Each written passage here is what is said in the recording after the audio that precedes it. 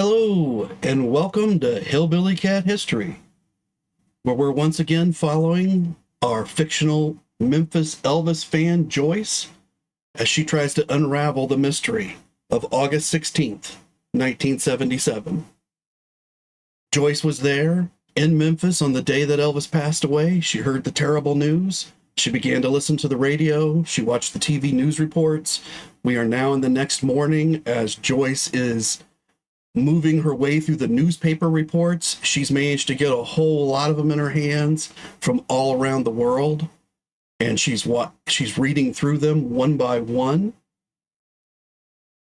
In the last episode, as she was reading these, her friends stopped by, other Elvis fans who had contacts all over the country, and they'd managed to acquire some pictures of some pharmaceutical bottles that one of the doctors had in his possession, or that maybe somebody else did, but they got pictures of them and they brought them to Joyce so that as friends they could all look at these items together and understand that even though they have the items, they don't really know what happened yet, and they can't rush to judgment, and we're not sure where Dr. Nick stands at this point, other than that he worked on Elvis for 45 minutes while people told him that the hope was gone. He continued, and he was the last person that was trying to bring Elvis back, and he made the determination when to stop. And I think that's a very powerful thing that Dr. Nick did, and that says about his character. But we see other things in the evidence yesterday that might say other things, almost certainly say other things. So it's hard right now for Joyce and her friends, but they see that they still have this stack of newspapers, and we got to get back to it. We got to get all the way through these newspapers. So they start to read them together, because a lot of them, they didn't have access to some of these newspapers that Joyce had. She had a very special friend down at the newsstand who was able to gather these for her. So the first one we're going to start on today is the Wednesday, August 17th, 1977 Courier-Journal out of Louisville, Kentucky. And it says that about a dozen record and department stores reported runs on Presley records and tapes by weeping middle-aged women. Several stores sold out all Elvis stock well before closing time. Others reported that only 2 or 3 recordings remained. He's more popular dead than alive, said Marty Blanford, record buyer at Variety Records in the mall. We only have 2 albums left. So you should be able to see the Courier-Journal on your screen.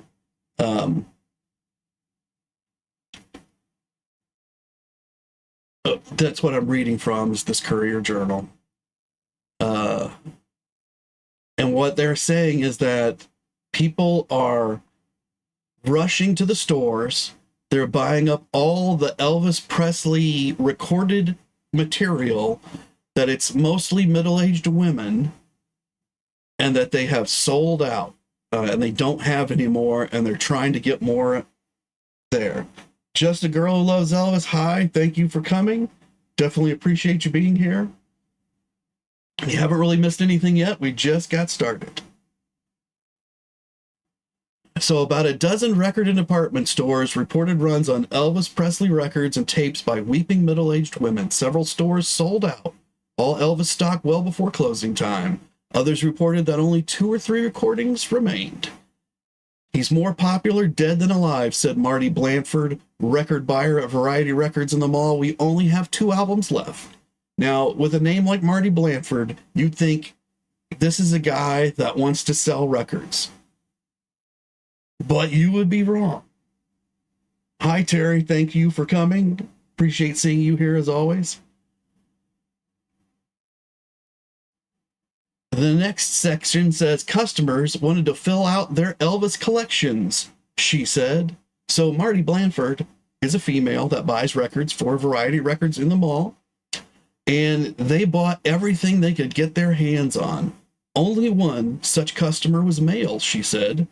So they only sold to one guy. Everyone else that is buying these Elvis records is a woman, at least at this point in time when they were collecting the information for this article.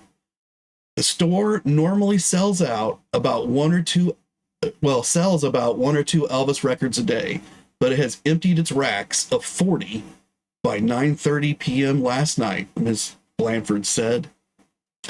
So think about that for a minute. This record store is selling one or two records a day, every day, probably every day they're open. So it's not 365 days a year, but it's a lot of days, right? Every day that they're open. And it's not just this record store, it's every record store.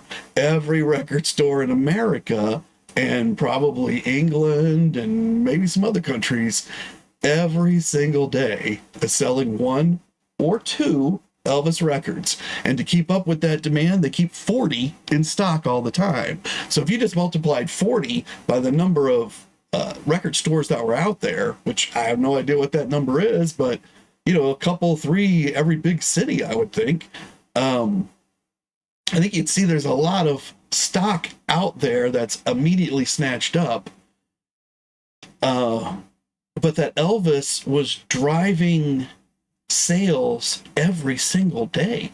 And the people that would come in to buy his records, I'm sure they didn't just buy his records. They sold one or two of those, but those people also probably bought something else, something to go with it, something that wasn't Elvis. So he's like driving the entire record industry just by having records out, which that's just another responsibility that he has on his shoulders. If he were somehow to become non-pertinent, his records would stop selling, and the benefit that all these people reap from it would be gone.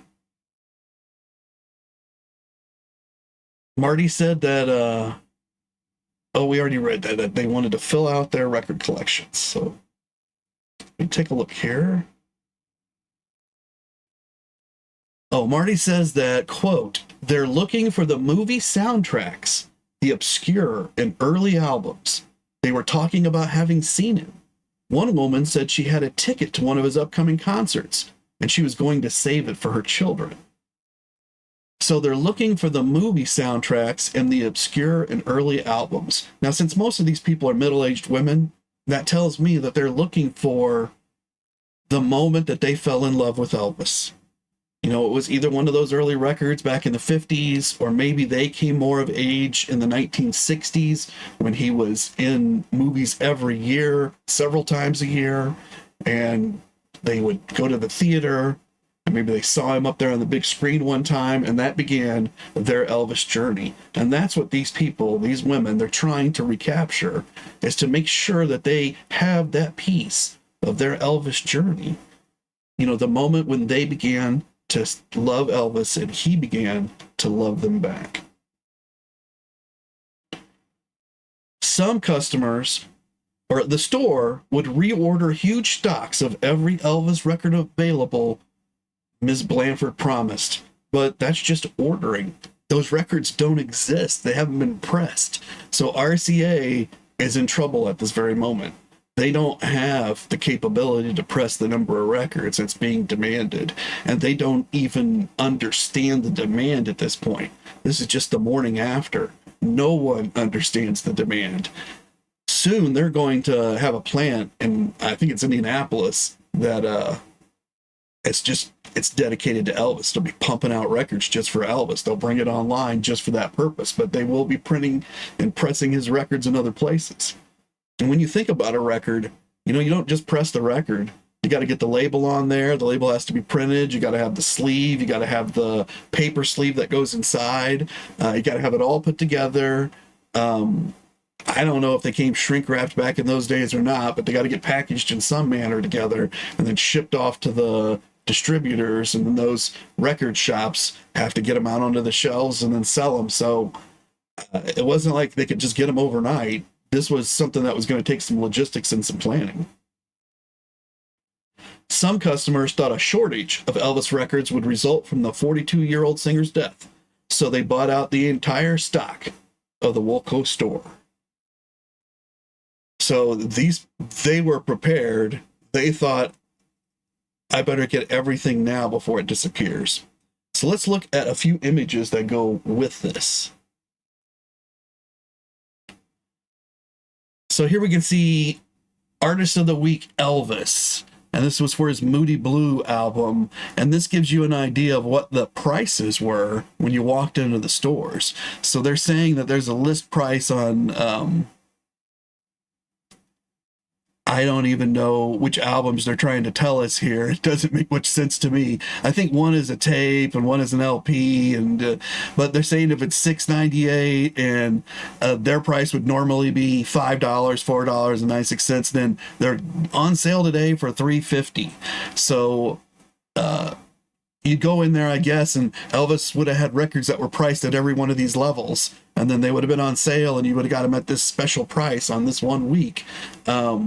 So again, you see that he's driving sales into the store, and you can see the RCA at the bottom. And so RCA probably printed these items and had them sent out to the stores in order to drive sales. And then this is a record shop from that period. And you can see that there's a picture of Elvis that's hanging up there. Yeah, it's a good one, Terry. Terry's saying that he loves the Moody Blue album. It's a good one. And I think it was interesting to see that piece of ephemera that goes with it.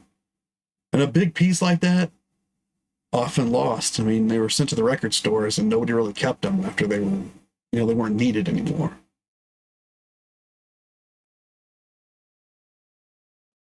And Emma's also saying it's one of her favorites. Let's go to this picture. So this is one of those albums that would have been in there, maybe, because this is a special limited edition, Elvis My Way, from the album Elvis in Concert. So what I'm really just pointing out here is that RCA had a bunch of different ways to print and sell the same material. And it led to a whole lot of different versions of stuff. And so if you're one of the collectors of these things, that's kind of how some of these versions got out there. And Emma's saying this photo is amazing. I think Elvis looks pretty good in it. And I don't think I've ever really heard, I'm not an expert in any way on the records or the LPs or the physical recording media. There is a guy I love to watch called Cheap Beat Up Elvis Vinyl, I think is the name. Christian that runs it. He is hilarious. So if you've never seen that, I would definitely encourage you to go watch that channel. He buys old, beat up, cheap Elvis vinyl. He pays like $1 or $2 for it. Probably isn't going to play on a record player, but it's got a lot of character to it in like the covers, and people have written things on them, and he can see history in there and the life that this piece has led, and he's very interesting when he talks about it, and very, very funny.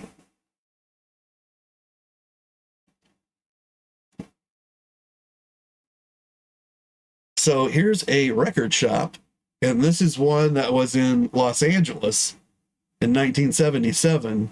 It's called Do Your Ears Hear? So it's kind of a pun. I assume it's supposed to be funny. It's a little bit funny, but Do Your Ears Hear? That was the name of this record shop in Los Angeles.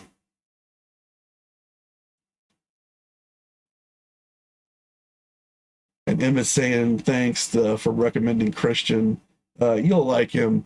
And he's telling you how to just go out there and get this old cheap stuff and then figure out what you want. And maybe you want to go spend more money on it. Now, there's a lot of people out there, they have excellent channels and they get into really small details on stuff.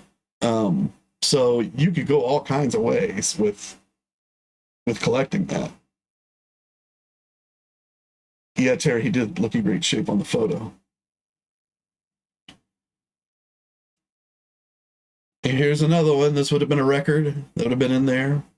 Coming soon, Elvis's new LP, Moody Blue. So this would have been right before it. Elvis, Way Down. And I like this one because it's got the black jumpsuit, which you don't see too often.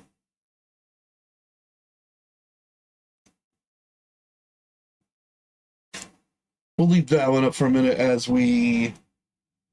Hey, Louie. Welcome to the program. Thanks for being here. As we start into the next article, and this article is actually from Melbourne, Australia, from the Herald.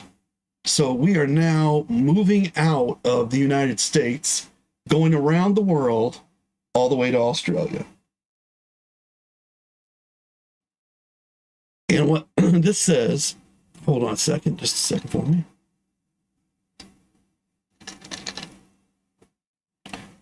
What this says is that Elvis Presley's road manager battled desperately to save the singer's life.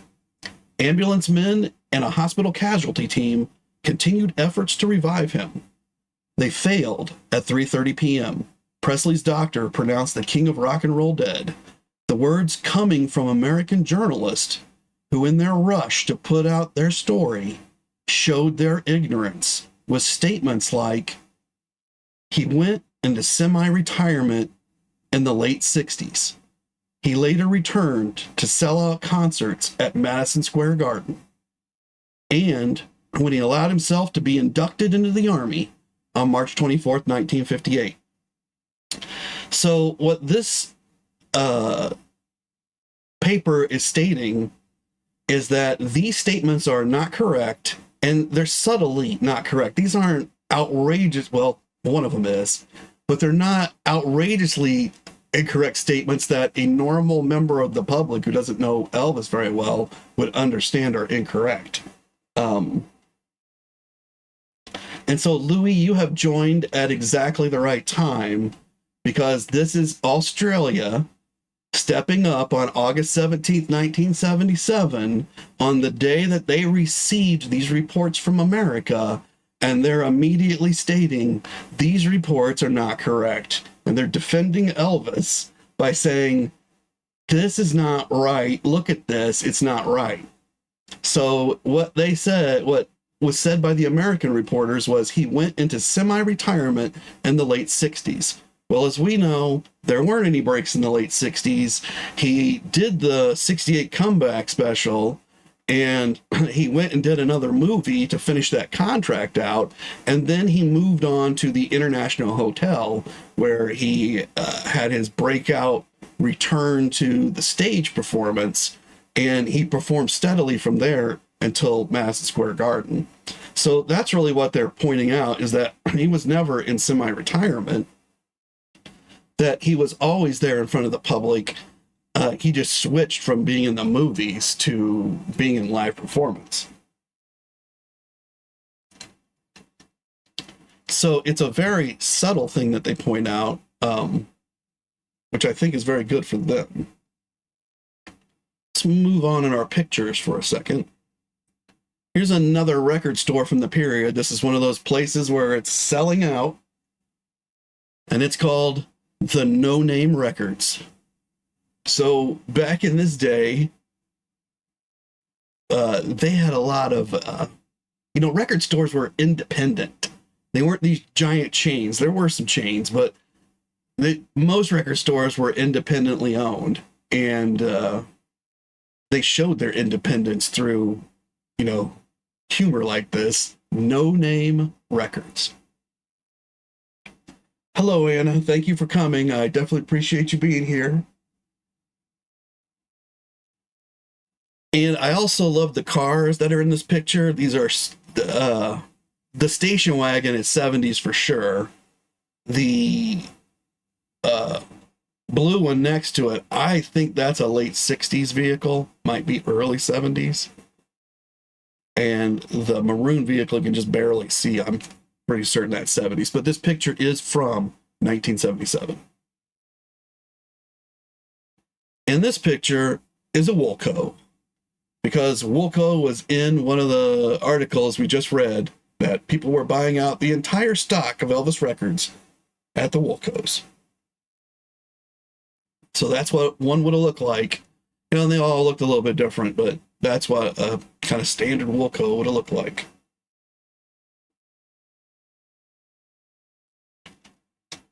And this is where we're hearing from right now, out here in Australia. All the way around the world, where they stood up and said, no, this isn't right. So the next article is also from Melbourne, Australia. And Terry's saying that the stores are colorful and the cars are great. Yeah, they had character back then. And then what's a Woolco? Emma's asking what's a Woolco? It's a department store. So it'd be like a Kmart or a Walmart, or I don't really know what the UK version of that would be. Louis probably does. You probably do. So if you want to throw it out into the chat, that'd be great. But just a big, like, you can buy anything there kind of department store. And this next article is from The Age, which is another newspaper in Melbourne, Australia. And it's actually from the 20th. So it's not from, you know, Joyce wouldn't technically be able to read this today, but through our time travel magic, she's going to read it because this is what's happening today, even though it takes till the 20th to really reach into their papers. In 1977, RCA Australia declared August to be Elvis Presley month, shipping lots of records to local stores. So Elvis, nobody thought Elvis would die. Nobody knew that he was going to pass away. And RCA was running a promotion in Australia that August was Elvis Presley month. And they had sent extra records to the stores. So when we see this 40 records that we saw in the last article for, you know, places in America, well, they weren't running the promotion here, really. So they probably had more than 40 records per store stacked up, ready to go. 16 days later, when the Australian fans learned Elvis was gone, the stores reported their greatest surge in sales and demand for Elvis music of all time. At Allen's Music in Collins Street in Melbourne City, one window was redecorated by 9:15 a.m. with Elvis records and a big portrait poster all draped in a black ribbon.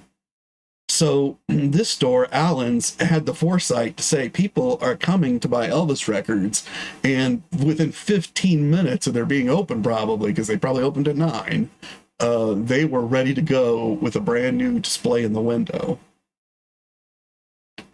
Buyers ranged from 13 to 90. Elvis was the topic of conversation across the country. So what they're saying is that it didn't matter where you went, people were talking about Elvis all over Australia. Everybody wanted to know if you'd heard. Did you hear about Elvis? Hi, Jen. Thanks for coming. I appreciate you being here. Shops demanded RCA Australia ship more records. The fans needed more. In Australia, the fans showed their love for Elvis by taking a piece of him home and listening to him over and over to the love that he had for them.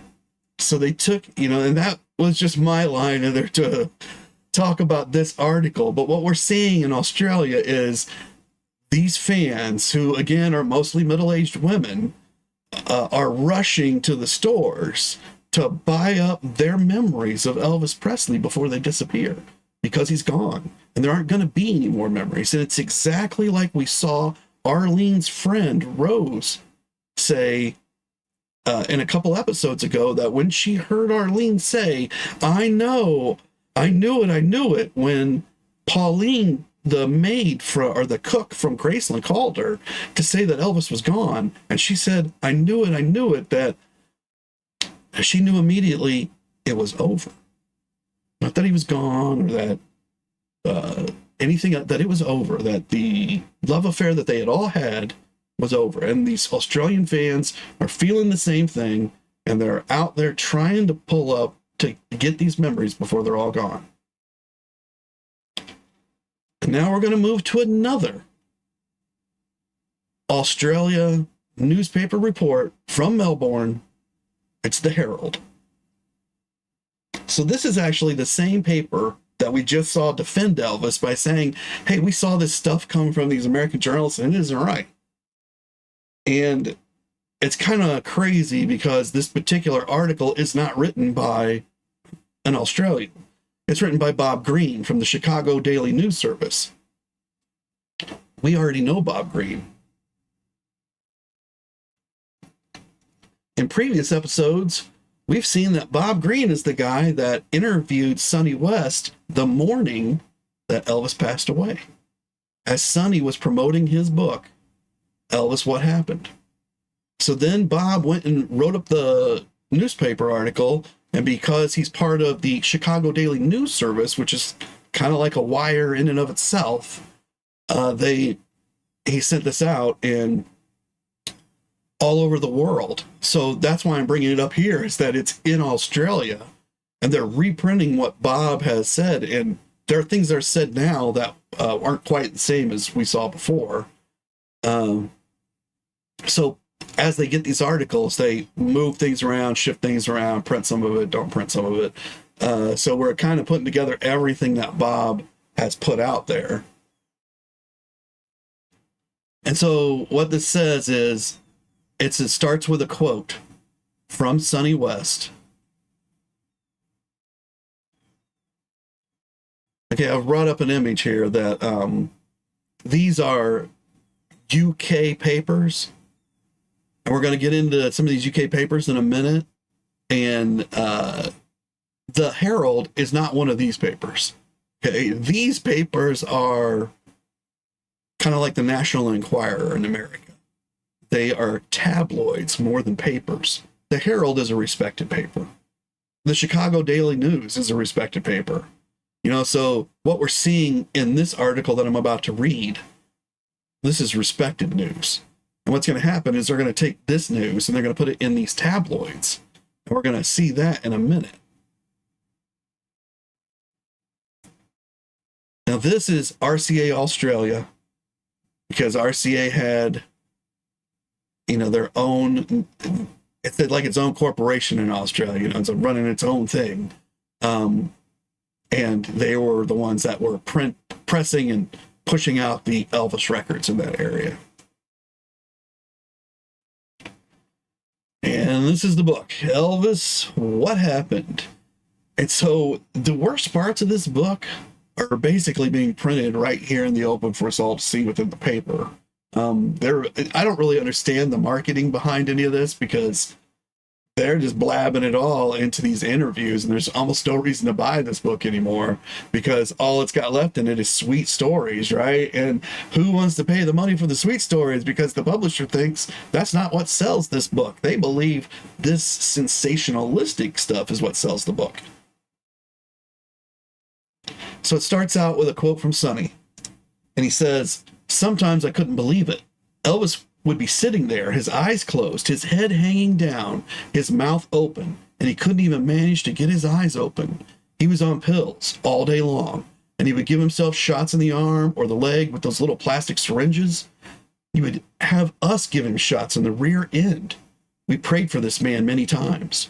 His drug habit is so severe that I'm convinced he is in danger of losing his life." So this is what Sonny said that morning. It's basically the same as what we've heard before, just very slightly different.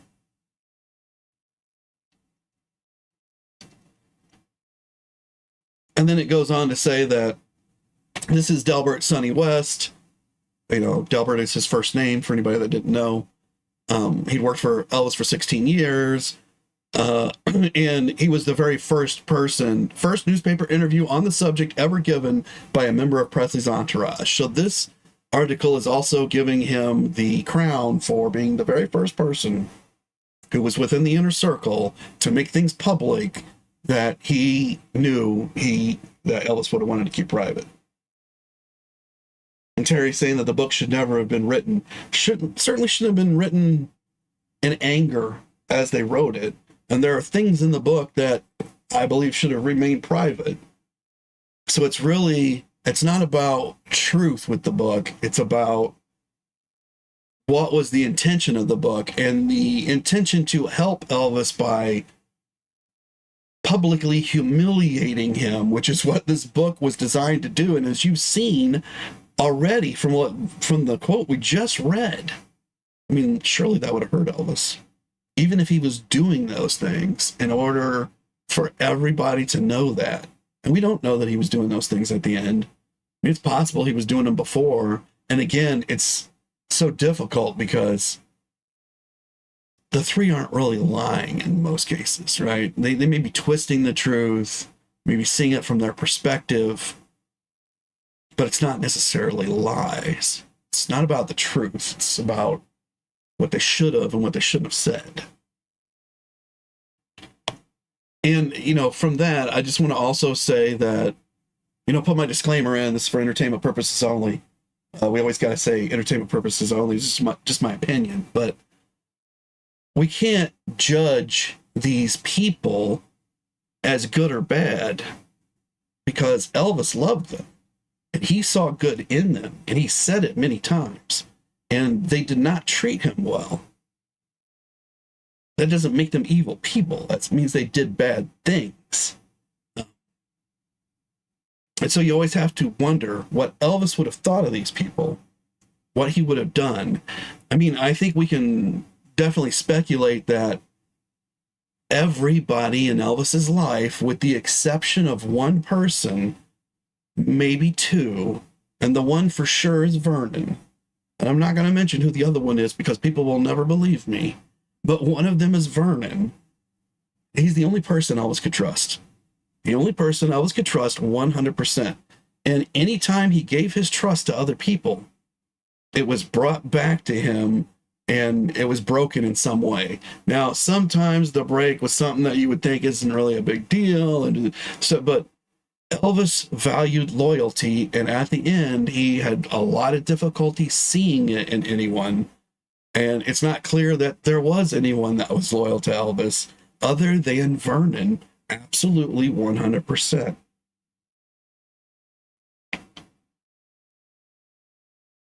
And then Terry saying back then that was a book of so many over the years. Yeah.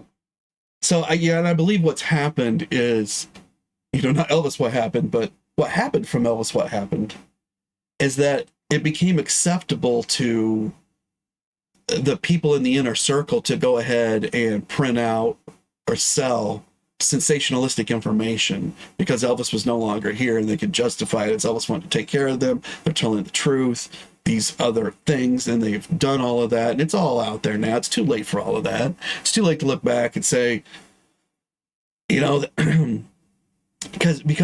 it's all out of the bag. Would it all have come out of the bag? I don't know. If everybody in the inner circle had kept their mouth shut, maybe not. But we'll never know. What we know is they told things, and we do believe they're the truth. So the truth can't be hidden forever. It's always probably going to come out.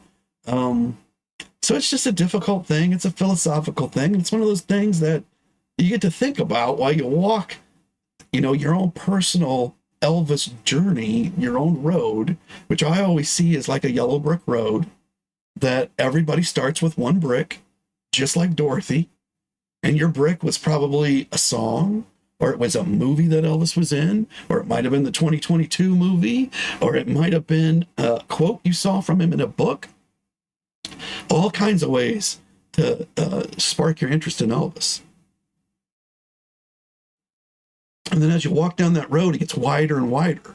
And you see more and more and more, but you haven't seen what's just ahead. And you never see it all till you get to the Emerald City. So there just keeps coming stuff that has to change your mind about what you saw before. And so that you're somewhere in the journey and you have a very specific view of a certain person or a certain book or a certain event, and you are absolutely certain you know what happened then.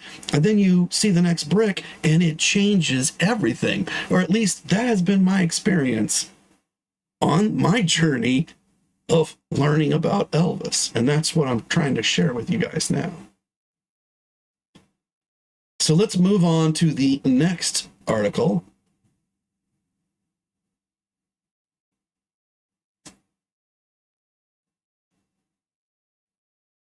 And Jen saying she remembers seeing the book when it came out and didn't feel good about it even as a kid. It's a very sensationalistic cover, right? Like, it tells you right from the cover, this is not going to be nice about Elvis. That if you're buying this book, it's because you want to know something rotten about Elvis. And Terry's saying when they were interviewed, they said it was out of bitterness at first. And we are going to get to that interview. But Joyce hasn't seen it yet. It doesn't come out till tonight. So we have to get through all these articles to make it there. And we're going to get through all those articles and we're going to make it there. And then she'll go from seeing this in print to seeing it. Not, so this is things Sonny said yesterday. So now he's going to have thought about it overnight. And the other two are going to be there and they're going to say things. And you'll be able to see that. And we won't judge them, like I just said, but we will judge the things that are said. And Emma's saying that this has been her experience too, that when you think you know everything, you discover more. And then Terry's saying he remembers this article. Yeah, so this would have been a UK, and I think it's UK, right, Terry? That's what I was thinking, but what it says is, yeah, Britain's family paper. It says it right on the front. Britain's family paper, August 17th, 1977. Hospital drama of Presley, the rock king, Elvis is dead. And this is from New York. This is by a guy that's in New York. So again, this is not what Britain thinks about what happened to Elvis. Is being printed in a British paper. It's going out to all the British people. It's what somebody in America in New York thinks. The first brief announcement came from Maurice Elliott, the hospital's vice president. And this is a quote. He was being treated. I can't say more than that. And then came a stunning police bulletin. Presley is dead. So we've seen this in a previous article, not these exact words, but Maurice Elliott, he made other statements, but this would have been right when Elvis got there. He's being treated. I can't say more than that. And then the hospital notified the police, and the police are the one, we saw that too, that had given the announcement that Presley was dead. And then it says Presley has been in hospital several times in recent years with eye problems and for rest. And so I think it diminishes why Elvis was in the hospital when we say it was for rest. That was an official line that was given. That was for exhaustion. So I can't blame these people for saying that. But we know as fans that it was not just for rest. And then yesterday, Presley was found unconscious at his home by one of his staff. He was lying in an upstairs back bedroom of the old colonial-style house with its white columns. So this is one of the most interesting statements in this article, that he was found by one of his staff. Okay, that's not exactly true, but that is what the public believes at this moment. They don't really know about Ginger. And that he was found unconscious. That is not true, as we have seen, but we want to believe that Elvis was alive until at least 3 p.m., and I'm sure everybody else does, because Dr. Nick was working on him, thinking maybe he could bring him back. Now, probably long before that, but if he was alive, then he was unconscious. Or not unalive, he was unconscious. So, this statement is one that leads to confusion. Right? It's not exactly correct, but it's the best that they know at the time, and I can't really blame them for printing this statement. He was lying in an upstairs back bedroom. That's the most interesting part. He was in a back bedroom. So we know he was in his bathroom. But we also know that the initial reports said his bedroom. Well, they're not saying his bedroom. They're saying a back bedroom. Specifically, not his bedroom. Well, his bathroom was a bedroom. His bathroom used to be a bedroom, remodeled into this bathroom, still had a bed in it. So it was technically the bedroom up there, from the old floor plan. So I'm not sure whether it feels like they had to have done that on purpose because everybody else reported his bedroom or his bathroom. So it's just a very interesting line to me. This is the last line of this article that has any bearing with us. His secretary and cousin, Patsy Gamble, sobbed over the phone to a friend, "Yes, it's true. Elvis is dead." So what we should understand here is that I don't know who this friend is. I don't know if it's a friend that's in Britain. It kind of sounds like maybe it is. Like maybe one of the British fans had called and gotten a hold of Patsy. Or one of the Elvis fans in Memphis or somewhere else had called and gotten a hold of Patsy. And then somehow they got this information to this newspaper. And that's the part that I don't really like, is that Patsy talked to somebody that she thought was her friend, because that's the way they're identifying themselves. So they might be saying that to make themselves seem closer to Patsy than they were. But if Patsy thought they were her friend, and then they went to the paper and said, "Here's what Patsy said," I don't know. What do you guys think? Would you be upset if you were Patsy and then it happened? And then Emma's saying that our British tabloids always embarrass me. They're so trashy. Yeah, they like to put it out there. And Jen's saying they're awful, and Terry's agreeing.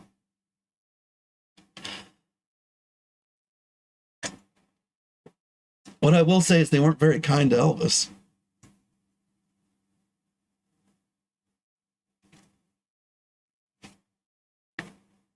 All right, let's look at...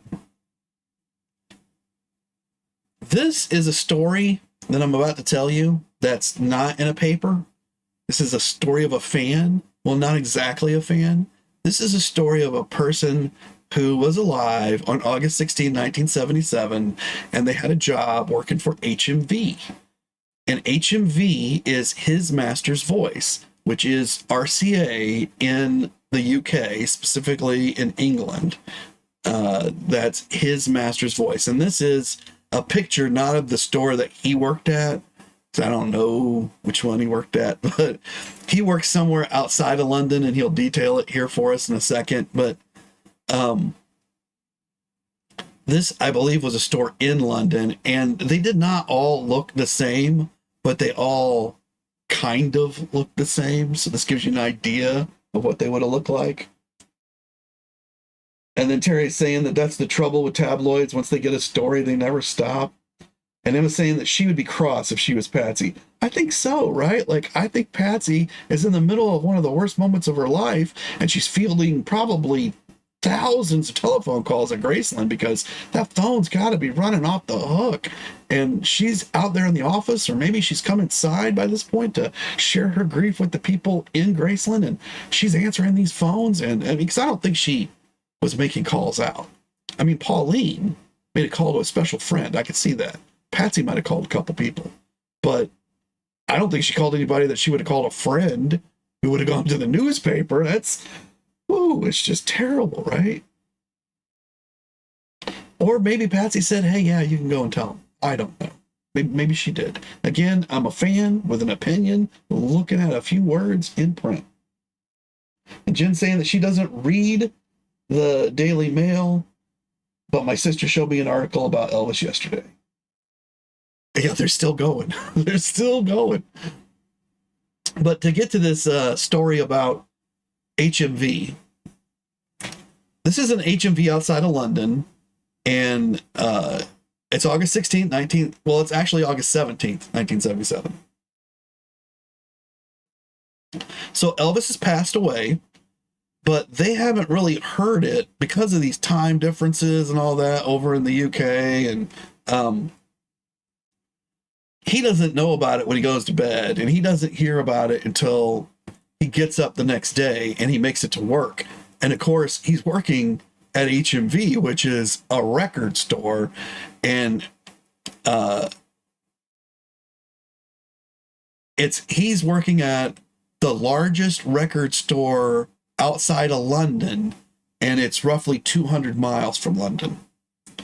And of course, there's going to be a massive run on these Elvis records, just like we saw in Australia and like we saw in America. So his boss, he gets there. He's 19 years old. This is probably his first or, second job, but, his beginning of his career. And nobody thought Elvis was going to die. He makes that point several times, that nobody thought Elvis was going to die. So this was just a total surprise that day. And that he was not an important individual at this store. That his main duty was to make the tea. And that he also worked the shrink wrapping machine that all the records were covered in before going out on the racks. So I don't know whether in America they shrink wrapped the records before we got them, because I didn't buy any records back in the 1970s because I was too young. I just don't remember. My first recollection of records were they were all sealed in a shrink wrap, but I don't know if I would assume that was done at the factory and sent out. But what he's saying is that RCA HMV in England wasn't shrink wrapping these things. They would send you the crates of the records, and if you wanted to shrink wrap it, well, that was up to you. And that's what he was doing. And this was well before the days of CDs, and what they had was vinyl cassettes and 8-track cartridges. So anybody that remembers 8-track, they were kind of like cassettes, but they didn't hold as much. But people loved them. People really loved 8-tracks for a very short period of time, and then they just almost completely disappeared. And they've never really made a comeback like vinyl and cassettes have.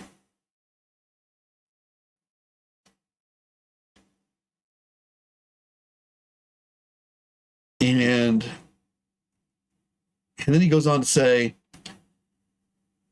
that he didn't know about that Presley had passed away till he got to work, and he was in shock. And everyone he talked to was in shock except one person, and that was his boss. And his boss knew they were coming in to get these records, and he knew he could make a ton of money if they hurried up and had an action plan.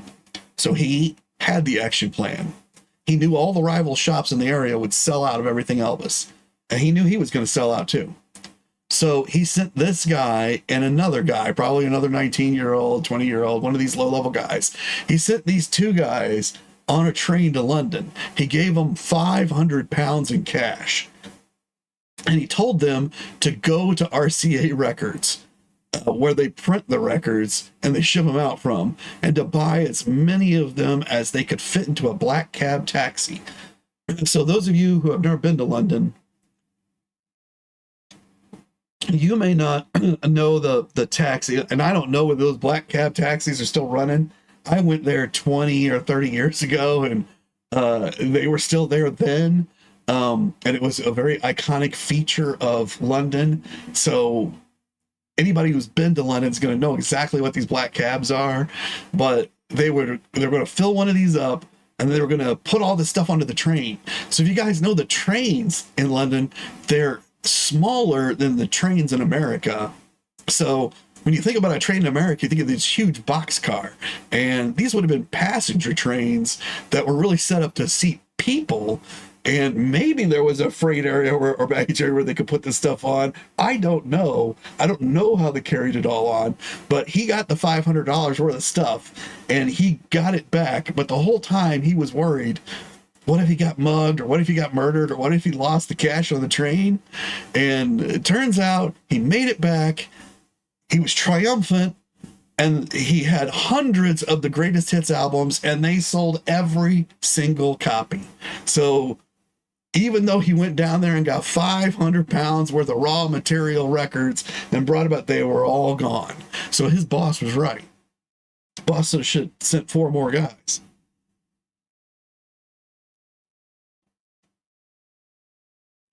And that brings us actually to the end of what I've got for today. A little bit shorter. Well, we're right at 50 minutes, so we're right there. If anybody's got any questions or anything, now would be a great time to put them into the chat, and I'll go ahead and run through my YouTube spiel, which is if you could like and share and subscribe and tell people that you know that love Elvis about this place, and comment not only here within the comments, but after the video goes live in the comments below. That really helps drive the channel, and that's the only thing that's going to push these stories out there. And as I ran through YouTube today, taking a look at stories that are available new today, I see yet more fake Elvis stories, stories that were written by non-people that have pulled information that was wrong to start with, and then it has garbled that information once again. And it's on multiple channels. There's a lot of channels doing it, and there's a lot of people that believe the source material that they're pulling things from, but their source material is not primary material. As you're seeing, we're looking at primary material, and it is not correct. Now, there is one other level of better primary material, and that would be like the pharmaceutical bottles that we looked at yesterday. That's real, and it's not twisted in any way by somebody's saying, you know, what they're writing about it or putting in extra words or any of that stuff. Invoices, you know, records that were created by the business, things like that. That's the best source, but that doesn't really tell what happened. That just supports what happened and shows, you know, contracts, things like that. Contract doesn't tell you how somebody felt about a contract. Contract tells you what was in the contract. So like a lot of people say that Elvis didn't want to sign contracts, yet he signed them all. So did he not want to sign those contracts? Was he forced into signing those contracts? If so, how was he forced? And why was he signing contracts that he didn't want to sign? And that really pulls agency away from Elvis and said that he wasn't making these decisions. So all of that stuff is out there. And what I want to do is get us right back down to that source material. And even then, we're going through this. And I think of this as like secondary primary material, because it's just one layer up where somebody's inserted a bunch of views, and try to pull those out. And as we've seen, Sonny West has a whole thing going on in here. That's just not real. It's not true. And it's being supported by other people who want to make a buck from it. And then Terry saying, thank you guys. I appreciate you all being here. And we're going to keep on going through this, and I will be back with another new one, hopefully tomorrow, hopefully the same time. So I'm trying to hit this time like every day now that I understand how to run these things and get them going. So hopefully that's going to be the case. And until then, I'm going to go ahead and sign off. I'm going to tell you all to keep on taking care of business.